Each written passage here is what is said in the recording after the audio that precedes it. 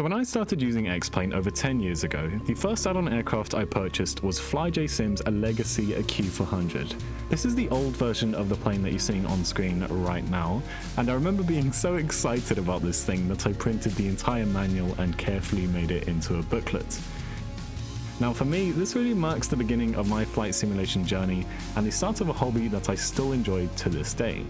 And although FlyJSim as a developer has come incredibly far since the initial release of their first product, the old version of the Q400 still holds a very special place in my heart, since it was the plane that pretty much got me into flight sim in the first place.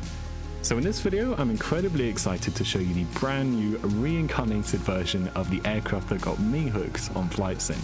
So welcome to FlyJSim's -8 Q400 for X-Plane 11. Now today, all I want to do is show off the huge amount of effort and work that has gone into carefully crafting this thing. So as a disclaimer, this isn't a review, it's just a showcase. And everything that you're about to hear is simply my personal opinion after having spent some time with this plane in the sim. Now I think that the first thing that struck me when I loaded up this aircraft for the first time were the sounds.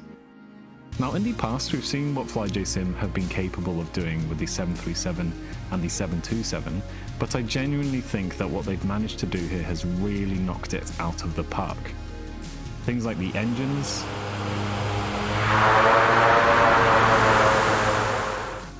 the switches, or even the rattling of loose items in the cockpit during takeoff.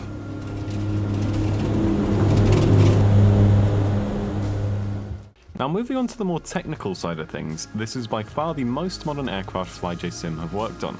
The Q400 entered service in the year 2000 and is actually still in production to this day.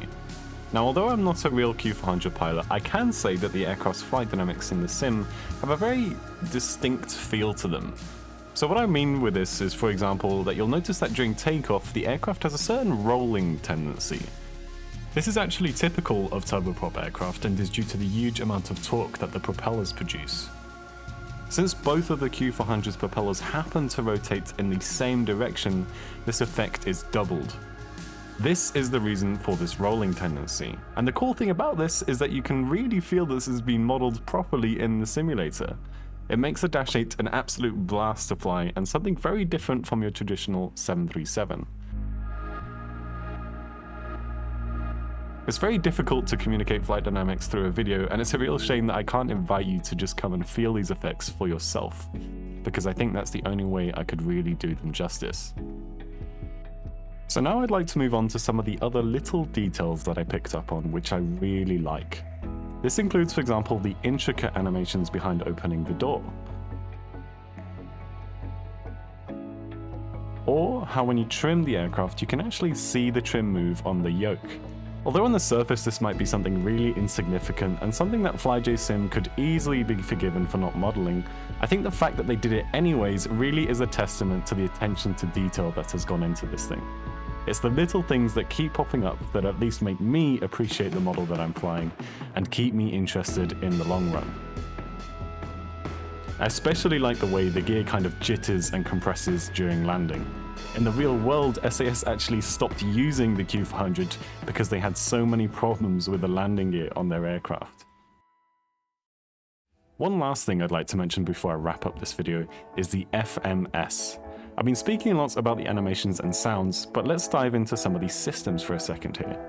I was blessed with the opportunity to speak to Jack and Amy, who are both developers at FlyJSim, and I asked them about how they made sure that their FMS functions as the real one would.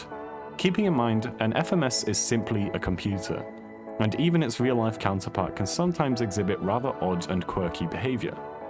So Amy, who programmed the FMS, explained to me how she made sure that the virtual one aligns nicely with the real one. I was really impressed to hear that one of the ways that they verified their work was by having real Q400 maintenance personnel go into a real -8 and input some really odd route that was requested by Amy, just to see how this thing behaves in real life and what its character is like. On the basis of her findings, she could then improve the one that is available to us in our virtual cockpit. This blew me away when I first heard it, since it really showed me how many passionate people are behind this project. If, for example, real Q400 pilots and maintenance personnel are spending their free time to just help out and improve things like the FMS and flight dynamics. To bring this video to an end, it's probably clear by now that I'm a massive fan of FlyJSim and an even bigger fan of their Q400. I absolutely cannot wait to see how the community reacts to this piece of art and to see the effect this product will have on the X-Plane ecosystem. You can truly feel the heart and soul of this plane and the care the developers took in creating it. These are very, very exciting times for X-Plane as a whole, and I'm already looking forward to seeing what FlyJSim come up with next. On a final note, if you'd like to see more videos like this on the Q400, for example a tutorial or a full-on review, definitely let us know. Thanks for tuning in, and I'll see you next time.